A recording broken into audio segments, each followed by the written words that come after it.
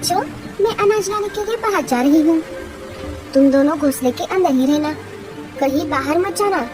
मैं जल्दी वापस आऊंगी। हाँ मम्मी।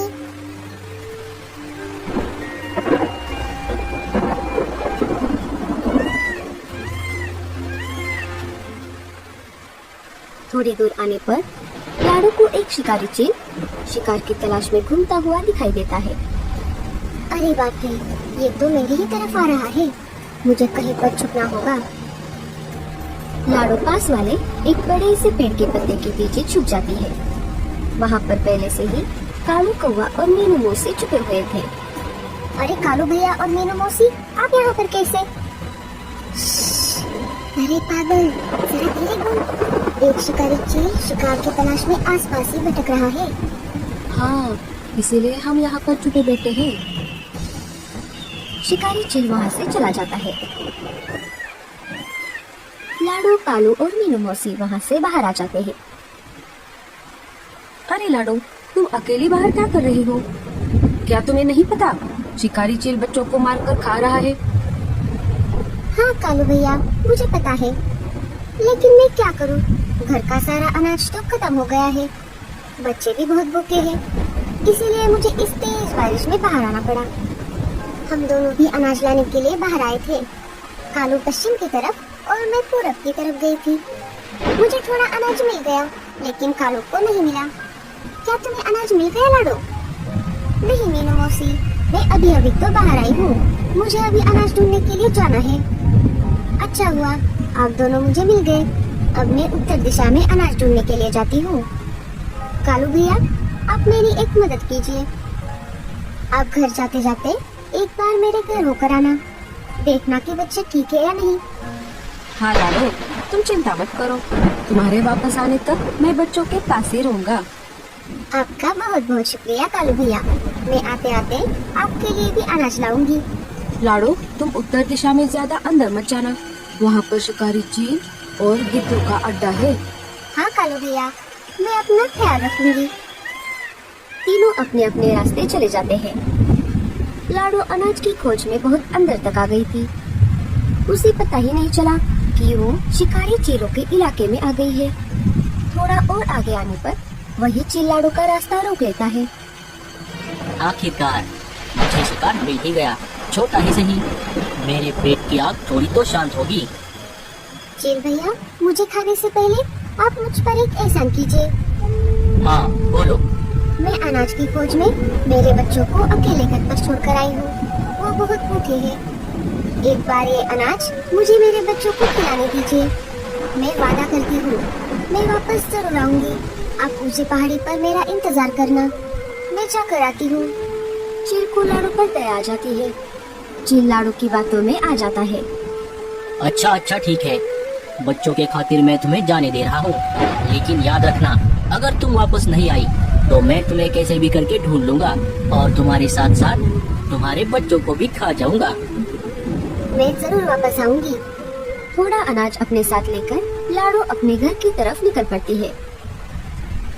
थोड़ी दूर आने पर एक शिकारी गिद्ध लाडू का रास्ता रोक लेता है। लगता है इस इलाके में तुम गलती से आ गई हो। कोई बात नहीं, अच्छा हुआ आज मेरे मालिक को बहुत दिनों बाद एक चिड़िया खाने को मिलेगी। अरे आपने थोड़ी देर कर दी। अगर थोड़ी देर पहले आप मुझे पकड़ लेते तो मैं आपके मालिक को मुझे खाने देती। तुम कहना क्या चाहती हो? थोड़ी देर पहले ही एक दूसरे चील ने मुझे खाने के लिए रिजर्वेशन करके रखा है। वो बहुत डरावना और बहुत भयानक है। मैं मेरे बच्चों को खाना खिलाकर वापस उसके पास जाने वाली हूँ। वो मेरा ऊंची पहाड़ी पर इंतजार कर रहा है। मेरे मालिक से ज्यादा डरावना और ताकतवर शिकारी और कोई नहीं हो सकता।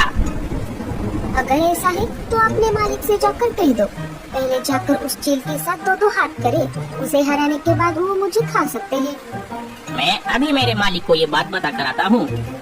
लाडू गिद्ध को भी अपनी बातों में फंसा लेती है। गिद्ध वहाँ से चला जाता है। लाडू भी अपने घर की तरफ निकल पड़ती है।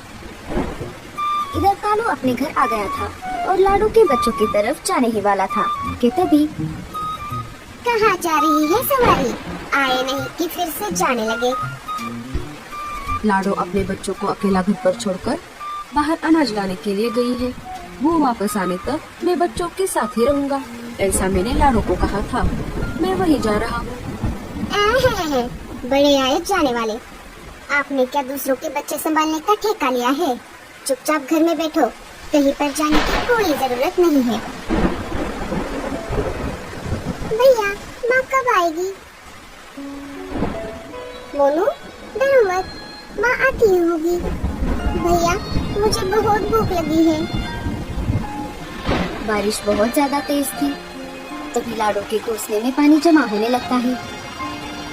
मोनू, हमें जल्दी से बाहर जाना होगा, नहीं तो हम पानी में डूब जाएंगे। दोनों वहाँ से निकलकर मीनू मौसी के घर आ जाते हैं। मीनू मौसी उन्हें खाना खिला देती है।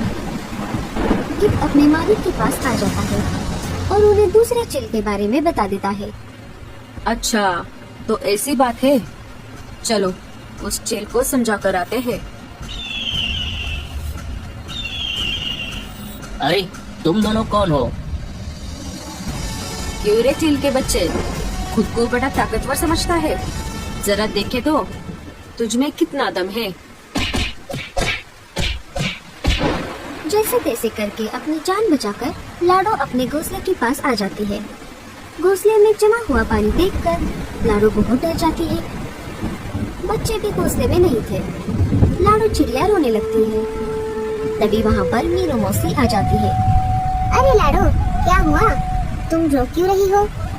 लाडो सारी घटना मीनू मौसी को बता देती है। जब मैं घर वापस आई तब देखा कि घोंसले में पानी जमा हुआ है। बच्चे भी घोंसले में नहीं है।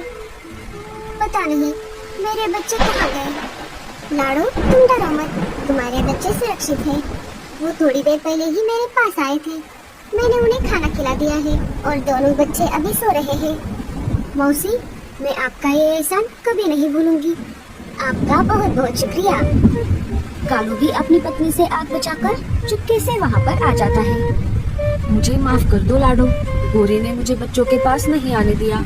लाडो कालू को भी सारी घटना बता देती है। अब मुझे जाना होगा, आप मेरे बच्चों का ख्याल रखना।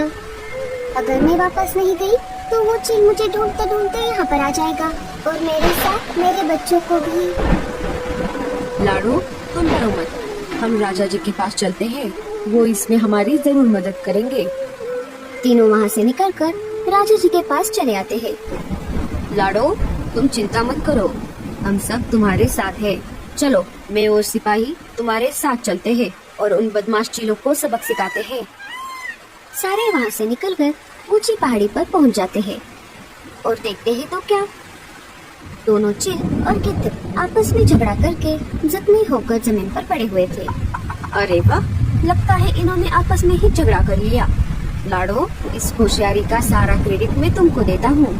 तुमने अपनी होशियारी से इनको आपस में ही लड़वा दिया। सब लाडो की वाह वाह कर रहे थे।